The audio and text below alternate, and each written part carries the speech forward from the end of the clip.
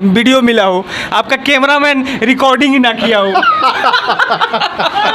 हाँ, ऐसा हुआ है। कितने बार हुआ? बहुत शर्मिंदा हुआ है। उस पर्सन के पास आप दोबारा जा भी नहीं सकते, और जा भी सकते हैं तो वो वैसा फिर मजा वाला इंटरेस्ट नहीं आएगा ना, मतलब कि 4-5 बार हुआ है। 4-5 बार हुआ। एक बार तो एक इंटरव्यू ले रहे थे नेताजी का। हाँ। नेताजी का तो आवाज़ आया नहीं, कैमरा में लीड लगाया ही नहीं था बढ़िया से। और एक जगह पे नेताजी का भी इंटरव्यू ले रहे थे, उस जगह पे कैमरे ने चालू किया था, पूरा इंटरव्यू खत्म हो गया, ऐसा पकड़ ले मोबाइल, कैमरामैन कैमरा चालू ही नहीं है। हाँ। बाद में हम जाकर सेव करने के लिए जा रहे हैं वीडियो, तो देख रहे थे कैमरे ने चालू किया। अब चुपचाप वहीं से मोबाइल लेकर के लपेट पर कैमरा वैमरा, बाद में फ़ोन किए, बोले बात। नमस्कार, मैं दीपक सिंह कश्यप और आप आपकी बात देखना शुरू कर चुके हैं।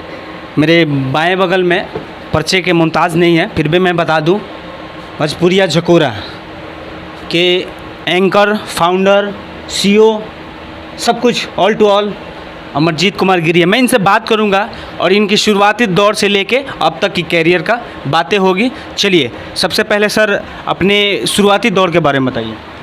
शुरुआती दौर में तो पढ़ाई में बीत गया समय, उसके बाद बाहर, इंडिया के बाहर भी जाना हुआ। इंडिया के बाहर से इंडिया के बाहर कहाँ? सऊदी में गए हैं। कौन सी काम करते थे वहाँ? सऊदी में जी असिस्टेंट सर्विस इंजीनियर थे हम। अच्छा। तो मतलब कि हम डिप्लोमा किए थे, तो इंजीनियर नहीं थे लेकिन असिस्टेंट थे, इंजीनियर का सहायक के रूप में काम करते थे। ड्राइंग हम लोग देखते थे, और ड्राइंग देखने के बाद से उसके बाद 3 साल वहाँ रहे। 3 साल के बाद हम यहाँ चले आए, इंडिया चले आए अपने घर पे। उसके बाद जो है कि एक लोकल चैनल था पोर्टल, उसके ऊपर हम करीब 6 महीना तक एंकरिंग करते थे। रात को 8 बजे सिवान, छपरा और गोपालगंज की जितनी छोटी बड़ी खबरें होती थी उनको ले कर के कैमरा रख कर के सामने, पता नहीं था कि कैसे लिखना है खबर, कैसे पढ़ना है, कैसे बोलना है। तो एक पेपर पर लिखते थे, 4 लाइन पढ़ते थे, फिर बोलते थे, 4 लाइन पढ़ते थे, फिर बोलते थे, फिर एडिटिंग करते थे। तो 2 घंटे एडिटिंग में लगता था।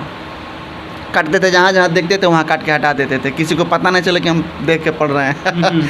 तो बहुत दिक्कत होता था। उसके बाद से मुझे पता नहीं था कि पेज बना करके भी चलाया जा सकता है, और पेज के माध्यम से भी समाज की समस्याओं को दिखाया जा सकता है, सिर्फ यूट्यूब चैनल पे ही नहीं, पेज के माध्यम से। उसके बाद से हम पेज बनाए भोजपुरिया झकोरा करके। और भोजपुरिया झकोरा का एक्चुअली आइडिया मेरा नहीं था। भोजपुरिया झकोरा हमारा आइडिया था कि हमको काम करना है, हमको समाज में जो भी चीज़ें हैं उसको दिखाना है। नामकरण कोई और किया? हाँ, नामकरण कोई और किया।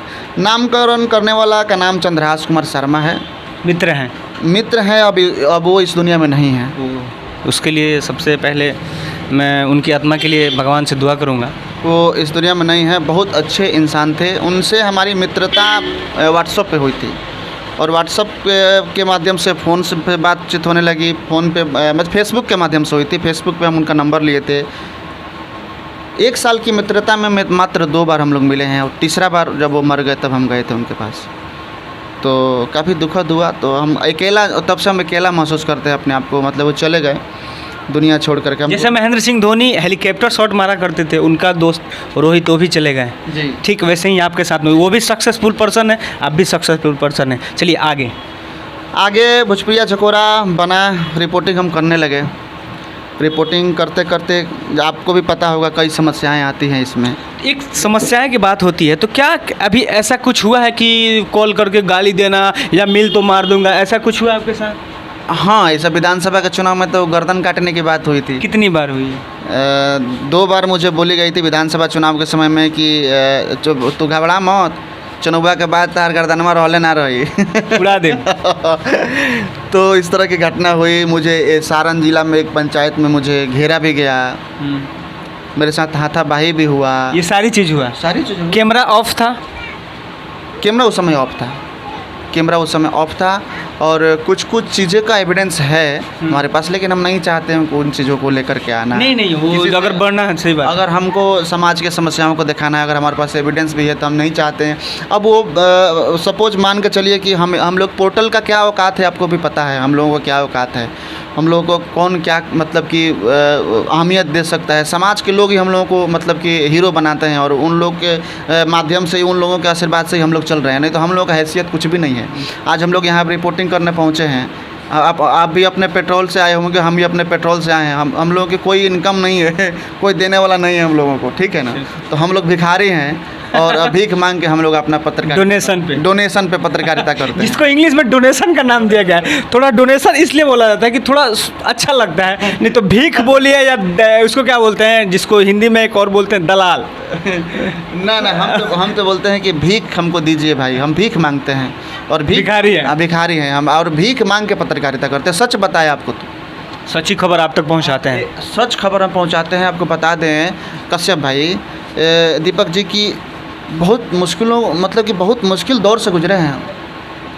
जब कहीं से जाते थे और बहुत अच्छा कंटेंट लेकर आते थे, माताएं बहनें बैठी हुई हैं, उनकी समस्याओं को दिखाते थे, और घर आते थे तो हमारी बीवी, हमारी शादी हो गया है, हमारे बीवी पर्स चेक करते थे कितना पैसा कमा कर लाया है, तो पर्स में तो पैसा ही नहीं है, और गाड़ी का तेल ख़त्म हो गया है। कोई डिमांड की हाई ले ला या डिमांड भी है तो कुछ भी नहीं घर पे आया है, नहीं ले जाने के बाद मुँह फुलाना मुँह फुलाना घर में पूरा। मतलब कि बहुत बुरा दौर से गुजरे हैं हम, क्या बताएं आपको। अब तो अब खुश रहती है। अब खुश नहीं, अब तो मतलब चंदा वंदा कुछ मिल जाता है। यूट्यूब से भी अच्छा पैसा आता होगा। नहीं, यूट्यूब मेरा मोनेटाइज नहीं है। नहीं, यूट्यूब मोनेटाइज नहीं। यूट्यूब पे देखिएगा ऐड नहीं आता है। यूट्यूब मेरा मोनेटाइज है। फेसबुक मोनेटाइज है। फेसबुक से 8-10 हज़ार रुपये का महीना आ जाता है। उस समय मोनेटाइज नहीं था, मैं तब के बात बता रहा हूँ जब फेसबुक में मोनेटाइज नहीं था। यूट्यूब तभी भी मोनेटाइज नहीं है। यूट्यूब में कुछ दिक्कत है, उसको हम ऐसे ही रोक कर रखे हैं कि कुछ और मेरा मतलब कि सब्सक्राइबर हो जाए, उसके बाद हम उसको मोनेटाइज करेंगे। तो वेट कर रहे हैं हम। तो बहुत मुश्किल दौर से गुजरे हैं हम, और मतलब कि पत्रकारिता में वहाँ गए हैं, मतलब कि दीपक भाई कि जहाँ पे आपको लगेगा कि नहीं कहते हैं कि बैकवर्ड फॉरवर्ड की सीमाएं ख़त्म हो गई है देश से, हम वहाँ तक पहुँच के देखे हैं कि ग्राउंड जीरो पर जा कर के देखिएगा ना दीपक भाई, तो आप अनुभव कीजिएगा। पत्रकारिता का मतलब ये नहीं है कि हम लोग ऑफिस में बैठ गए, पीछे ग्रीन स्क्रीन लगा हुआ है और बड़ फटाफट कहीं से न्यूज़ लेके, गूगल पर से न्यूज़ लेके फटाफट आज ये खबर रहा 100 आदमी मर गया। हाँ, उस तरह का हम लोग नहीं करते हैं पत्रकारिता। हम लोग ग्राउंड पर जाते हैं, पहले उसकी रियलिटी को समझते हैं, उसके दर्द को समझते हैं, उसके आंसू को देखते हैं, तब जाकर के अंदर से कहीं ना कहीं बेचैनी सा दर्द निकलता है, और वो दर्द कहीं ना कहीं जनता में जाता है, तो जनता बोलती है कि हाँ, भोजपुरिया चकोरा का पत्रकार वाह क्या पत्रकारिता करता है, जनता की समस्या, जनता की आवाज़ को उठाता है। एक अलग रेपुटेशन मिलता है, एक अलग रेपुटेशन मिलता है, एक अलग नज़र से लोग आपको देखते हैं, एक अलग नज़र से लोग आपको मानते हैं। आपको बता दें दीपक भाई कि जब मुझे धमकी दिया गया तो मेरे परिवार के सब लोग आहत हो गए थे, बोले कि ये सब चीज़ छोड़ दो, लेकिन नहीं। दिग्गज लोग थे, बहुत दिग्गज लोग थे, मतलब कि हम उनके सामने कहीं भी नहीं टिक सकते हैं। बहुत दिग्गज लोग थे, मतलब कि वो करोड़ों अरबों में खेलने वाले लोग थे, वो लोग हमको धमकी दिए हैं। और ऊपर वाले की कृपा से, महादेव की कृपा से सावन का महीना है, जिंदा है हम, और हम एक ही सोच कर निकलते हैं दीपक भाई कि आज मरना है तो मरना है, और कल भी मरना है तो। लोगों का दुआ जो है, जिसके लिए आप आवाज़ उठाते हैं, आवाज़ में सक्सेसफुल होते हैं, तो वो लोगों का दुआ है दीपक भाई, कहीं ना कहीं दुआ है। हम आपको बता दें कि हम सोचते हैं कि आज अच्छा खाना खाते हैं, अब दिल से बता रहे हैं दीपक भाई, सोचते हैं कि आज अच्छा खाना खाते हमको मिलता तो सच बता, किसी के यहाँ रिपोर्टिंग करने जाते हैं तो बहुत बढ़िया खाना मिल जाता है।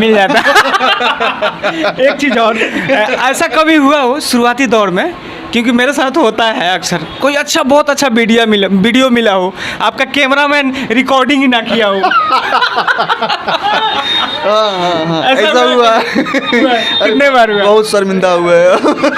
उस पर्सन के पास आप दोबारा जा भी नहीं सकते, और जा भी सकते हैं तो वो वैसा फिर मजा वाला इंटरेस्ट नहीं आएगा ना, मतलब कि 4-5 बार हुआ है। 4-5 बार हुआ। एक बार तो एक इंटरव्यू लिया था नेताजी का। हाँ। नेताजी का तो आवाज़ आया नहीं, कैमरा मैन लीड लगाया ही नहीं था बढ़िया से।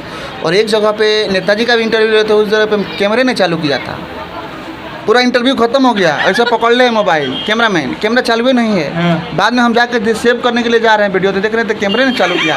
अब चुपचाप वहीं से मोबाइल लेकर के लपेट पर कैमरा बाद में फ़ोन किए, बोले कि ऐसा बात है, कैमरे ने चालू किया था, वीडियो रिकॉर्ड नहीं हो रहा। कहा गिरी बाबा, सब कोई के चल गई, हमारा ना चलल, बताएं। ऐसे मेरे साथ हुआ ना, एक नेता का इंटरव्यू ले रहे थे, ऐसा क्वेश्चन पूछ दिया, नेता का हवा गुम, लेकिन अब जाके देख रहे हैं तो किया ही नहीं है, वीडियो हुआ ही नहीं है। और नेताजी निहोरा की वीडियो मत डलिया, ऐसा मेरे साथ हुआ। अब वीडियो हुआ ही नहीं। नेताजी को लग गया कि मेरे डर से नहीं डाला या मेरे प्यार से नहीं डाला है, लेकिन ऐसा कुछ हुआ ही नहीं।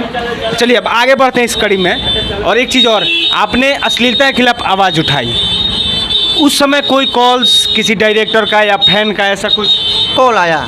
कॉल हमको प्रदुमन परदेसी का कॉल आया, लेकिन धमकी के लिए नहीं, मतलब कि हम नहीं गाएंगे। आप शपथ देते हैं, कसम खाते हैं, प्रद्युमन परदेशी हमसे ये बोले, अच्छी अभियान है। हाँ बोले।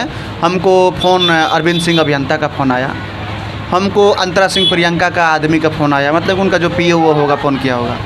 हमको फ़ोन आपको ये किए थे, डायरेक्टली कॉल किए थे हमको कमल बास कुंवर जी बक्सर से कॉल किए थे डायरेक्टली, जो हम वीडियो भी डाले थे, उस ऑडियो उनका डाले थे हम। उसके बाद से हमको कॉल प्रद्युमन परदेशी का आया, कमल बास कुंवर का आया, अरविंद सिंह अभियंता का आया, अंतरा सिंह प्रियंका का पीए का फ़ोन आया। उसके बाद से दिलीप बाबा भी फ़ोन किए थे, साहिब गिरी जी भी फ़ोन किए थे कि अच्छा अभियान है। ये लोग फ़ोन किए थे कि अच्छा अभियान है। अच्छा अभियान। अच्छा। और अरविंद सिंह अभियंता भी ये बोल रहे थे कि अच्छा अभियान है। नहीं, अरविंद सिंह अभियंता नाराज थे, बोले थे कि नाराजगी से हाँ, कॉल बोल रहे कि कहाँ डाल दे, रोजी रोटी पर लात मारे। हाँ कहाँ डाल देले बने रहुआ एकदम, ओकरा के जल्दी डिलीट करी तो हटाई तो जल्दी। ये तो आपने डिलीट किया? ना, हम समझौता नहीं करते हैं। हाँ, ये होनी चाहिए। पत्रकारिता में कोई समझौता नहीं, गला कटवा लेंगे लेकिन ये नहीं। गला कट जाएगा तो मंजूर है, लेकिन हम नहीं, कोई समझौता नहीं। प्रद्युमन परदेशी काफ़ी रिक्वेस्ट किए हैं, बोले कि मेरा वाला वीडियो है डाल लीजिए, प्राइवेट कर लीजिए, तो बहुत, लेकिन हम बोले कि नहीं, आज के बाद से मत गाइएगा। और बोले कि बिल्कुल गिरी बाबा, आज के बाद से अगर गा दिए तो फिर आपका मतलब कि जो बोलिएगा, जो सज़ा दीजिएगा वो सज़ा। तो चलिए, इतना तो कम से कम ये हुआ कि कोई ये हमारे सफल योजना से कोई सफल हुआ और इस तरह का प्रॉमिस किया, ये सारी अच्छी मैसेजें हैं, बहुत अच्छी मैसेजें हैं। मतलब कि मान लीजिए दीपक भाई कि हम लोग जो काम कर रहे हैं, आप चाहे भोजपुरिया झकोरा काम कर रहे हो, चाहे आपका चैनल काम कर रहा हो, समझिए कि हम लोग मतलब कि एक ऑक्सीजन की तरह काम कर रहे हैं। हम लोग बिके हुए नहीं है किसी के हाथ से, ना आप बिके हुए, हम लोगों को कोई खरीद नहीं सकता है। हम लोग गरीब व्यक्ति खरीद लेता है, हाँ वो खरीद लेगा भाई, उसका औकात हम लोग से, आँख से आंसू आते ही बिक जाना पड़ता है। उसको तो हम लोग भाई बिक जाएंगे हम लोग उसके सामने। गरीब तो हम लोगों को खरीद सकता है, लेकिन जो बड़े लोग हैं वो हम लोगों को नहीं खरीद सकते, चाहे वो तन मन धन या ताकत से हो तो भी नहीं कर सकते। ताकत लगाएंगे तब तो और मुश्किल हो जाएगा, तब तो रिकॉर्डिंग करके डालेंगे, फिर तो उनको आगे जाने में फिर तो मुश्किल हो जाएगा। रिकॉर्डिंग करके डालेंगे ना फिर तो चारों तरफ से चक्का जाम हो जाएगा, उनके अपने लोग भी नाराज हो जाएंगे, अपने लोग पूरा हो जाएगा, चारों तरफ से जाम कर देगा पत्रकार। उसको ताकत, अगर पत्रकार को आप नेता ताकत दिखाएगा तो चारों तरफ से जाम कर देगा। समाज सोनी से जाकर के पूछिए किस तरह से चक्का जाम हुआ था। आप पत्रकार और नेता के बारे में जानना चाहते हैं तो सोनी से पूछिए, सोनी को बेहतर मालूम है। सब ट्रैप रखता है पत्रकार, सारे नेताओं का।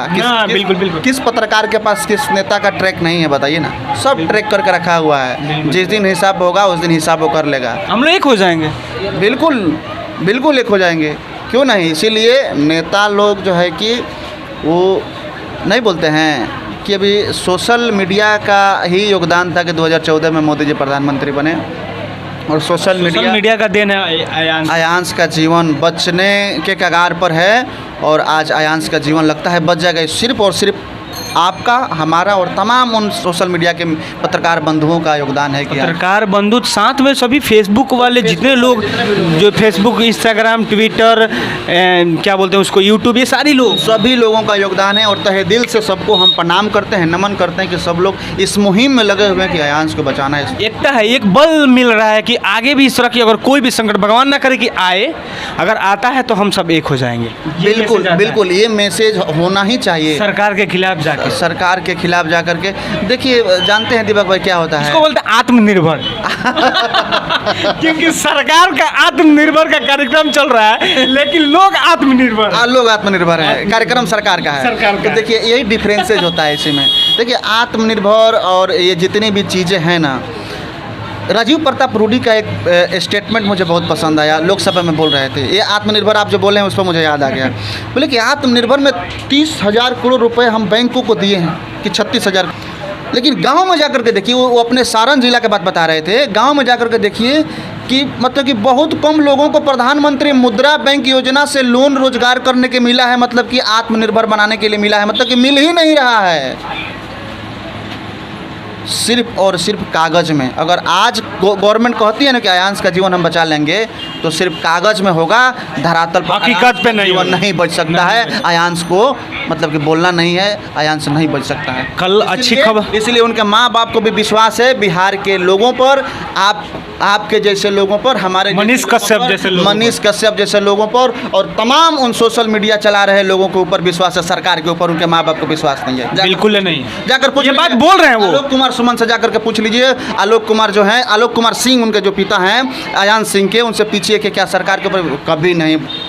वो तो टोटल बोल रहे हैं, मंगल पांडे के खिलाफ बोल रहे हैं कि ऐसे उन्होंने बोला था कि प्रोसेस लगेगा। भोजपुरी के सुपरस्टार कहे जाते हैं खेसारी मदद किए हैं, पवन सिंह भी पवन सिंह भी ट्वीट किए हैं, मदद कर रहे हैं। राकेश मिश्रा सहनी भी जाकर के मदद किए हैं। आपको यहाँ का महाराजगंज के सांसद, पूर्व सांसद पुत्र जो हैं युवराज सुधीर सिंह भी पहुँचे हैं वहाँ पर। तो इस संगठन भी चला रहे हैं, संगठन भी चला रहे हैं। एक चीज़ और जानना चाहेंगे आपको रुकेंगे यहीं पे।